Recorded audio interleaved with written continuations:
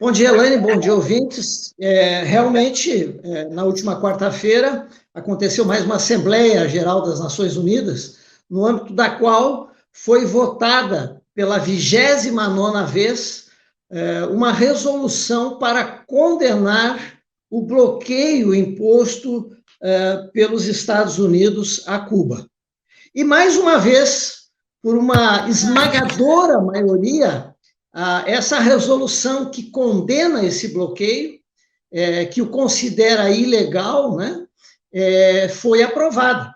No caso da votação de quarta-feira, foram 184 votos contrários, 184 países votaram a favor de acabar com esse bloqueio, e 2 votos contrários a essa resolução, que são justamente os votos de Estados Unidos e de Israel. Israel é um apoiador incondicional dos Estados Unidos, né?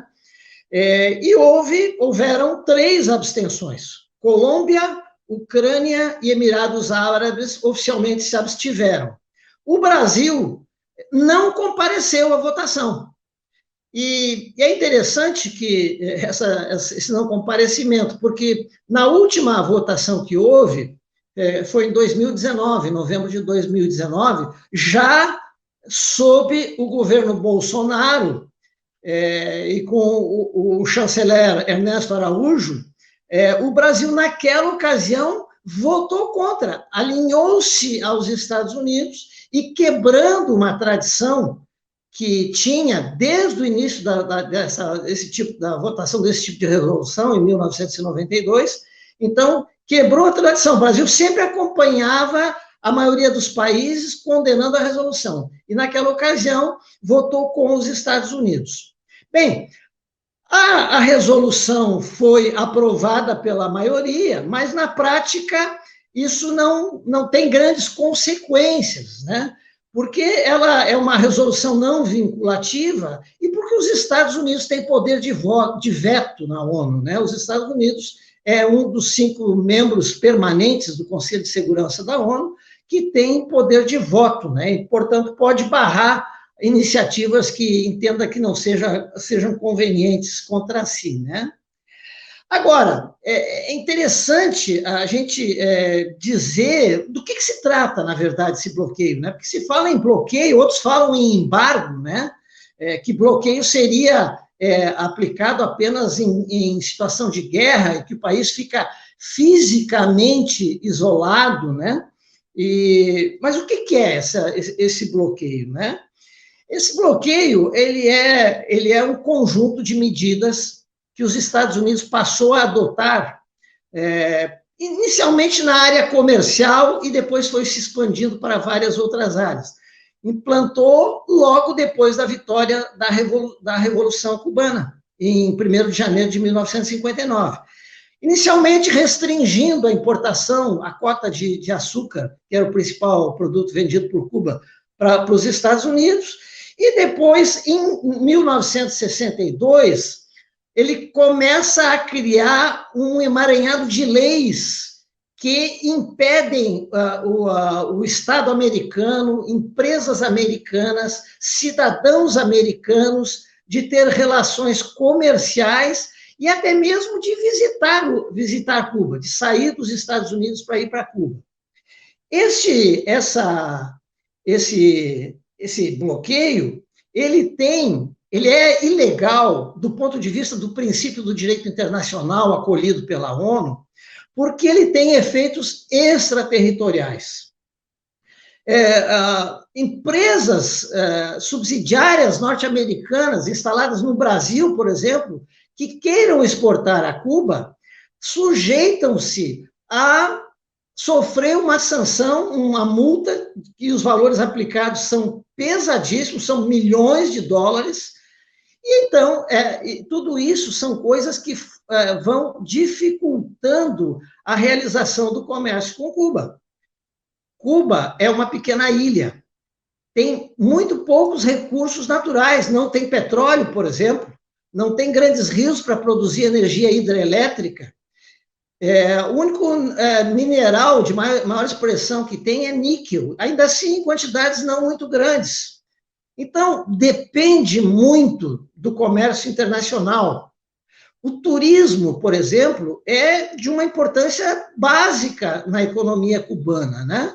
Então, essas medidas adotadas Cuba, contra Cuba pelos Estados Unidos, e é bom se lembrar que os Estados Unidos, embora Cuba não esteja proibido de negociar com outros países, pelo poder de pressão comercial e mesmo bélica que os Estados Unidos possuem, ele pressiona os demais países a não negociarem com Cuba ou a dificultarem ao extremo essas negociações. O que acontece, então?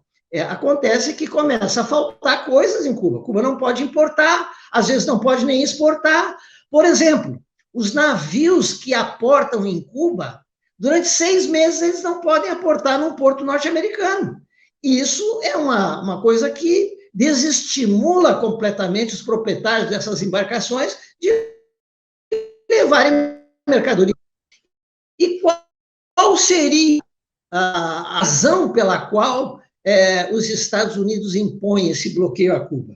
Oficialmente, eles dizem que Cuba não é um regime democrático, que não obedece aos direitos humanos, e por isso, então, deve ser pressionado para que o regime progrida por uma situação mais democrática.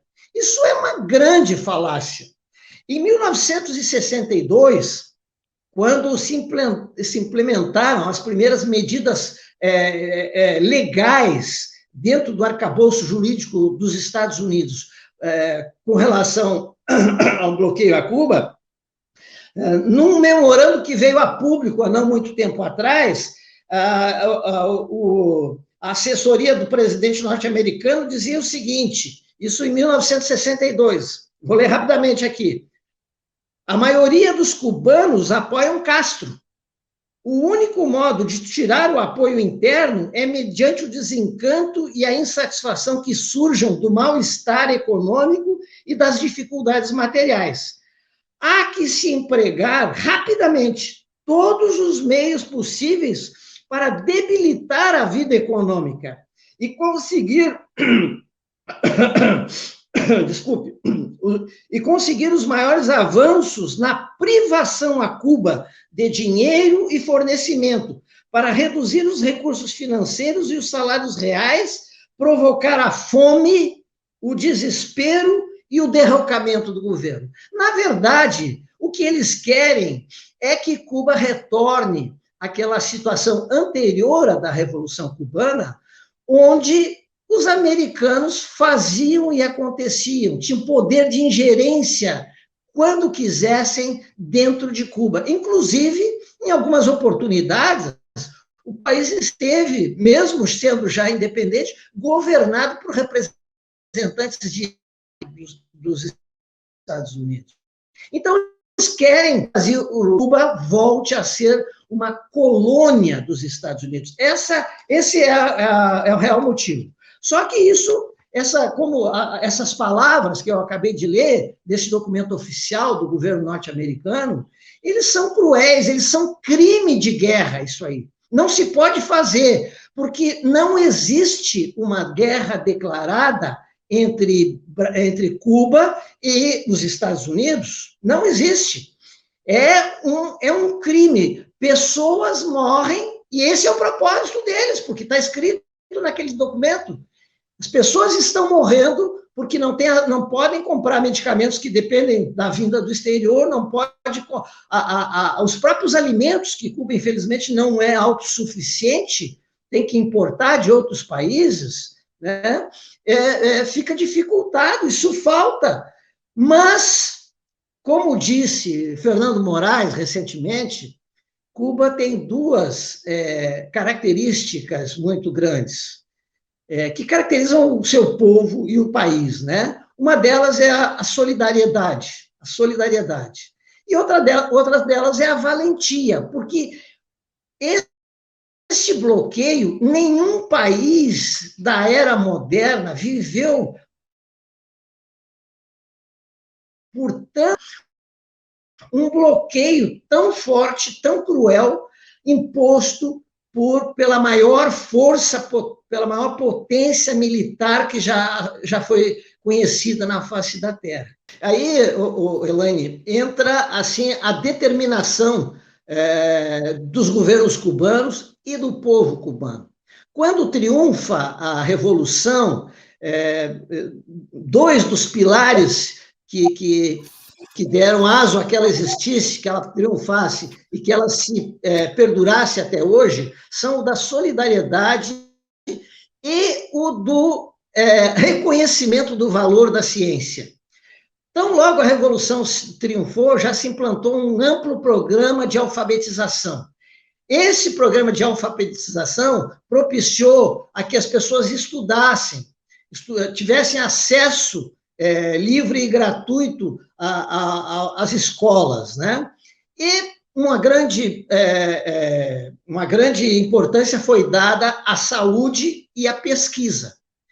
Com isso, Cuba desenvolveu um sistema de atendimento médico que é exemplo para o mundo, né? Universal e gratuito, e tem desenvolvido uma série de vacinas já de longo tempo. Cuba não tem nenhum... Essas doenças tropicais que até nos afetam aí, como a febre amarela, que recentemente voltou aqui no Brasil, Cuba já não tem há muito tempo, porque criou vacinas e criou programas para combater esse tipo de situação.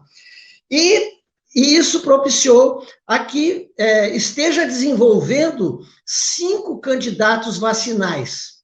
Dois deles, a Soberana 2, que já estão em estado mais avançado, né? A Soberana 2, na aplicação da sua segunda dose, se revelou eficaz em 62%.